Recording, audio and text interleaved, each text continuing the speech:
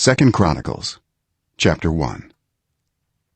Solomon son of David established himself firmly over his kingdom, for the Lord his God was with him and made him exceedingly great. Then Solomon spoke to all Israel, to the commanders of thousands and commanders of hundreds, to the judges and to all the leaders in Israel, the heads of families. And Solomon and the whole assembly went to the high place at Gibeon, for God's tent of meeting was there, which Moses the Lord's servant had made in the wilderness. Now David had brought up the ark of God from Kiriath-jearim to the place he had prepared for it, because he had pitched a tent for it in Jerusalem. But the bronze altar that Bezalel son of Uri the son of Hur had made was in Gibeon, in front of the tabernacle of the Lord. So Solomon and the assembly inquired of him there. Solomon went up to the bronze altar before the Lord in the tent of meeting and offered 1,000 burnt offerings on it. That night God appeared to Solomon and said to him, "Ask for whatever you want me to give you." Solomon answered God, "You have shown great kindness to David my father and have made me king in his place. Now Lord God, let your promise to my father David be confirmed, for you have made me king over a people who are as numerous as the dust of the earth.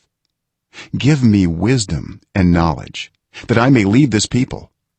For who is able to govern this great people of yours?"